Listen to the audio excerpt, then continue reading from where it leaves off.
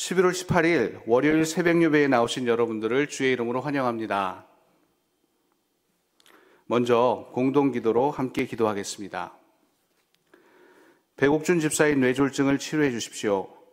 언어가 회복되고 오른쪽 팔 다리에 힘이 생겨나도록 해 주십시오. 권하자 집사가 다시 걷도록 해 주십시오. 이승학 성도의 뇌종양 치료가 잘 되게 해 주십시오. 권현민 형제를 치료해 주십시오. 김에브라임 형제가 신장 이식을 속히 받도록 해 주십시오. 김시희 집사가 걷도록 해 주십시오. 오수조 선교사의 건강을 회복시켜 주십시오. 예수님의 이름으로 기도합니다. 아멘. 오늘부터는 요한계시록을 함께 읽으며 요한계시록을 통해 우리에게 주시는 하나님의 말씀을 함께 묵상하고자 합니다. 오늘 묵상의 제목은 반드시 속히 이루어질 그리스도의 재림입니다. 여러분들이 잘 아시듯이 요한계시록은 사도 요한이 반모섬에서 유배를 당할 때 주님께서 보여주신 놀라운 환상을 기록한 책입니다. 요한은 스스로를 예수님께 사랑받는 제자라고 소개하면서 주님의 말씀에 순종하고 그분의 사랑 안에서 살았던 신실한 믿음의 사도였습니다. 요한은 당시 로마 제국의 심한 박해 속에서 고통받는 성도들에게 또 교회들에게 이 편지를 썼습니다. 요한은 계시를 통해 받은 예언의 메시지를 전달하면서 동시에 견딜 수 없이 힘든 시기를 겪는 성도들에게 위로와 격려를 보냈습니다. 비록 요한계시록의 내용이 어렵고 상징적이지만 그 핵심은 분명합니다. 바로 하나님의 절대적인 승리, 우리 성도들에게 다가올 영광스러운 미래라는 것입니다. 지금 우리가 살고 있는 세상은 너무나 어둡고 악하고 혼란스럽습니다. 그렇지만 언젠가는 예수님께서 다시 오셔서 모든 것을 심판하시고 새롭게 하실 것입니다. 그때가 되면 악은 완전히 사라지고 의와 평화가 가득한 새 하늘과 새 땅이 열리게 될 것입니다. 예수님을 믿고 따르는 우리는 그 영광스러운 날을 기대하며 소망 가운데 살아갈 수 있습니다. 1절, 2절에서 주님은 이 계시를 우리에게 보이시기 원하셨고 요한을 통해 알리시기를 작정하셨습니다. 예수님의 계시는 반드시 속히 일어날 일들이었습니다. 천년이 하루 같고 하루가 천년 같으신 하나님의 관점으로 볼 때는 요한계시록에 기록된 사건들이 단지 인간들이 생각하는 인간들의 시간으로 측정되는 하루 이틀 혹은 1년, 2년의 시기인지 우리는 알기 어렵습니다. 그렇지만 하나님은 어제나 오늘이나 한결같으신 분이십니다. 만약 하나님께서 허락하시면 이 계시의 말씀들은 반드시 속히 이루어질 수 있다는 사실입니다. 하나님은 요한에게 반드시 속히 이루어질 미래에 대한 환상을 보여주셨습니다. 요한의 역할은 자기가 본 것을 다 증언하는 것이었습니다. 우리 모든 그리스도인들도 같은 사명을 가지고 있습니다. 우리는 우리가 보고 경험한 예수 그리스도를 증언해야 합니다. 3절에서 주님은 요한을 통해 이렇게 약속하십니다. 3절을 한번 보겠습니다. 이 예언의 말씀을 읽는 자와 듣는 자와 그 가운데 기록한 것을 지키는 자는 복이 있나니 때가 가까움이라. 읽는 자와 듣는 자 그리고 그 가운데 기록된 것을 지키는 자는 하나님의 복이 있다는 것입니다. 그리고 그 때가 이미 가까웠다고 말하고 있습니다. 우리 성도들이 마지막 때에 하나님의 복을 누리는 방법이 바로 이것입니다.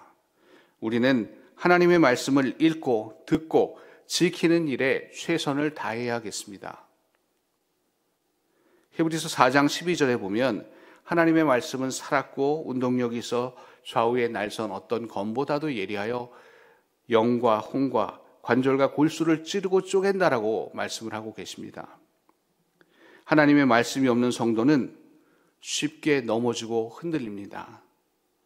우리 성도들은 하나님의 말씀을 사모하여 날마다 우리의 삶 속에서 말씀을 읽고 또 그 말씀을 지키며 살아가야 합니다. 바로 이것이 이 말세에 우리가 하나님의 복을 받는 방법입니다. 4절부터 8절에서 요한은 아시아에 있는 7교회에 이 편지를 보내게 됩니다. 이 내용을 설명하고 있습니다. 여기서 7교회에는 두 가지 의미가 있습니다. 첫째는 역사 속에 실제했던 교회들이라는 것입니다. 지금도 터키에 가면 또 그 주변 국가에 가면 이 7교회들의 유적이 그대로 남아있다고 합니다. 다시 말하면 요한의 기록은 문학적인 창작이 아니고 실제 있었던 역사적 사실에 근거한다는 것입니다. 또 한 가지 의미는 이 7교회는 하나님을 섬기는 모든 교회를 상징합니다. 하나님의 교회는 역사적으로 하나님을 섬기며 예수님 오실 날을 기다렸던 모든 교회를 포함하고 지금 오늘 우리 교회가 섬기는 교회, 우리가 섬기는 교회도 말하고 있습니다.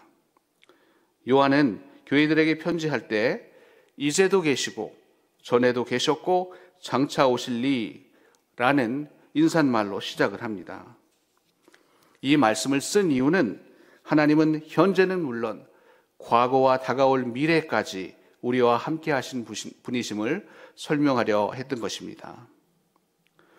5절에서 요한은 오늘의 핵심 이야기를 합니다. 바로 그리스도의 사랑입니다. 요한이 전하고자 했던 것은 바로 우리를 향한 예수님의 사랑입니다.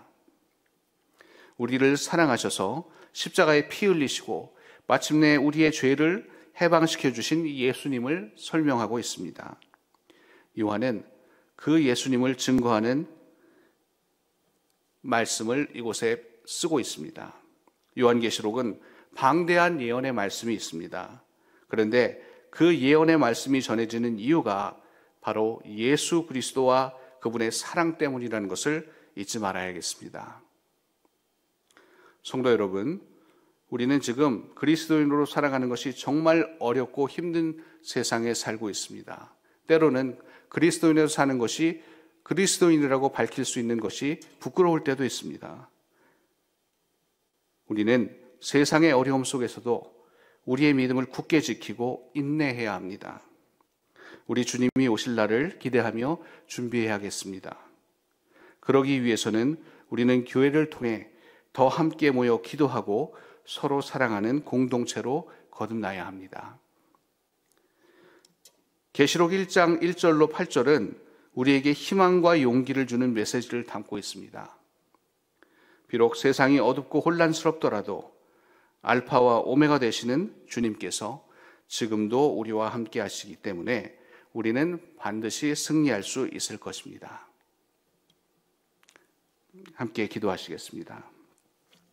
하나님 아버지, 저희를 향한 하나님의 크신 사랑에 감사드립니다.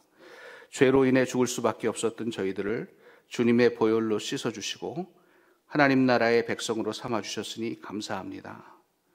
지금 이 순간에도 저희 곁에 함께 하시는 주님, 우리의 삶 속에 항상 임재하시는 주님께 감사합니다. 주님과 동행하는 삶을 통해 저희가 날마다 새로워질 수 있도록 도와주시옵소서. 주님의 사랑 안에서 기쁨과 평안을 누리며 그리스도인다운 삶을 살 수 있도록 저희를 인도하여 주옵소서. 오늘 하루 주님께서 주시는 은혜와 평강 가운데 살아가게 하시고 모든 순간 주님을 기억하며 살아가게 하옵소서. 예수님의 이름으로 기도드립니다. 아멘.